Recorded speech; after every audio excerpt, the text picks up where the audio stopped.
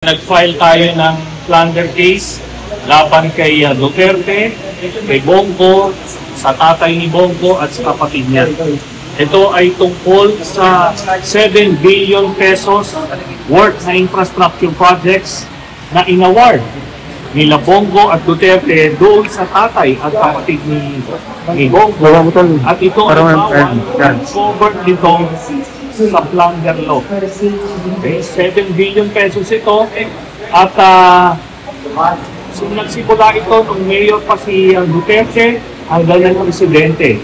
Kaya alam naman natin na magkadugtong ang bituan ni Bongo at Duterte, kaya hindi niya pwedeng ipagkaila na hindi na influensyahan ito.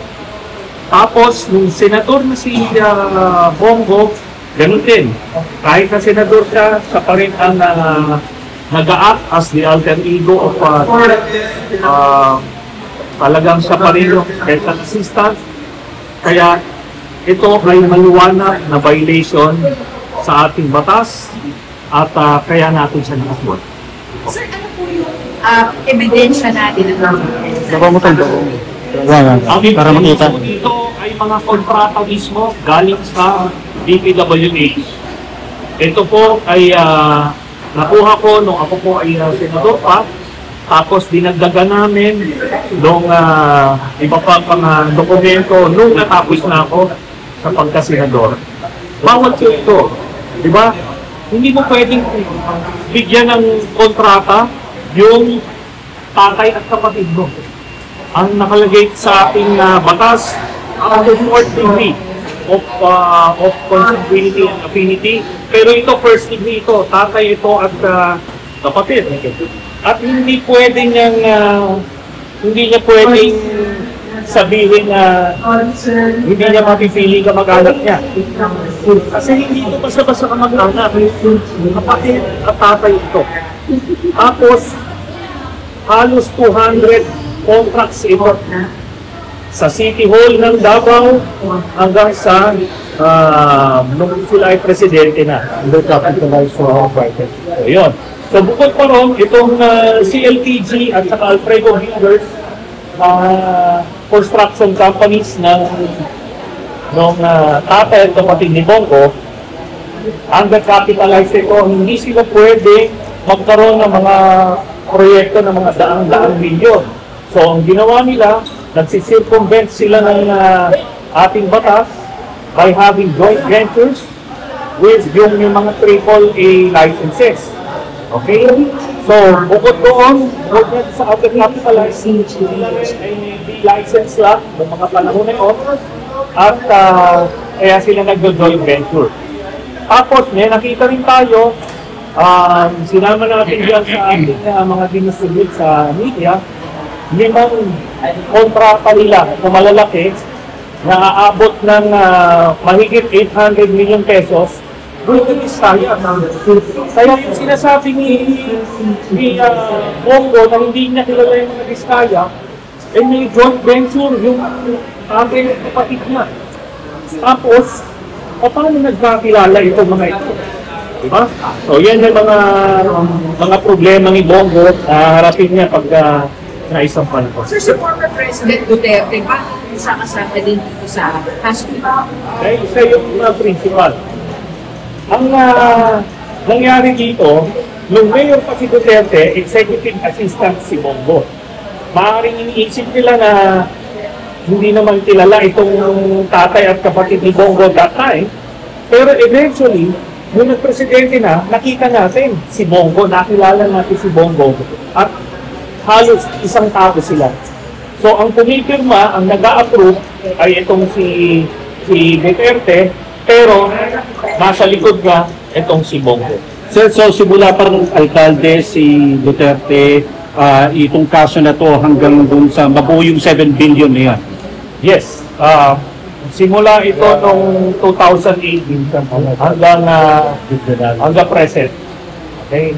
At ano ito? Hindi ito sana lang. Halos 200 contracts ito. Sir, bukod sa mga kontrata, ano pa pong pruweba natin to prove po na may connivance, collusion, na meron pong pinaburan talaga itong CLTG Builders sa Alfredo? Ano pa pong ebidensya, sir? alam natin, di ba, special assistant si Bongo ni Duterte. Tatay niya nakakuha at kapatid niya nakakuha ng 7 billion na kontrata. Kumbaga, hindi na ito pahirapan. Di ba ang issue ngayon, sino ang politikong nasa likod ni Diskaya? Di ba? Sinasabi nila, sino yung politikong nasa likod? Darating tayo dyan, ha? Kasi makikita nyo rin kung sino yung nasa likod dyan. Pero, ito hindi mo na kailangan malaman kung sino yung nasa likod kasi atay at kapatid mismo. That is how the plunder law was defined. Pag nagbenepisyo ka, illegally, sa mga, and through a series of acts. So, ito, pati pamilya mo, kasama ka. So, pinadagdagan ba yung mga masasapa ng kaso? Ngayon, binabanggit lang natin si Duterte, si Senador Bongo, yung tatay at kapatid. Meron ba mga additional DPWH officials o iba pa?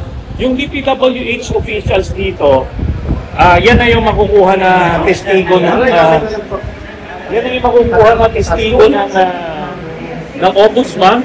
So ito yung pagkakataon nila.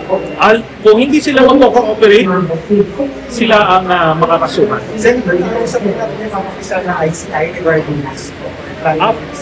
After namin i-file nito, ibigyan namin ng kopya yung ICI para makita nila na ito na eh. Di ba?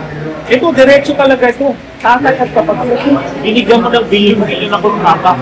While you were in power, covered nila yon. Kasi ganito yan. Nung hindi naman natin yung sinasabi niya, pagka yung kamag-anak mo may negosyo, hindi natin pinipigil. Tama yun.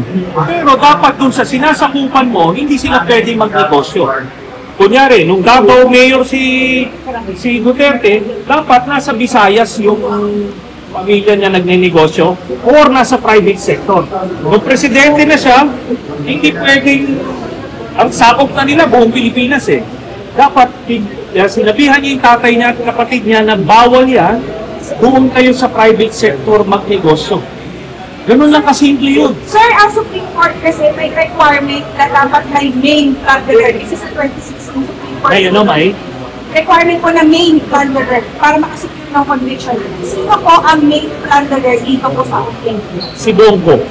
Kasi siya yung central figure dun sa tatay at kapatid. Tapos, yung kanyang relationship with Duterte enabled this thing to happen. Sir, this is a refiling po, sir, no? This is a refiling kasi yung original na DOJ ombudsman, DOJ complaint na-dismiss, sir, according to your complaint. So, gaano po kayo confident that this will prosper this time around, sir? Okay, yung SILCOP, kaya nga doon ko final to sa DOJ dati for case build-up, no? Kasi alam kong protektado siya dito sa ombudsman nung iba pa yung ombudsman. Ang ginawa nung dating Prosecutor General against the order nung Secretary of Justice, sinubmit niya dito. And that eventually led to his dismissal or relief doon sa position niya. Kaya anong ginawa rito? Hindi inimbisigahan. Not even a day or an hour was devoted in investigating it. Talagang binaon nila. Pero without prejudice yan, nagkaroon pa tayo ng pagkakataon, dagdagan yung una nating kunay. Okay, so ito yung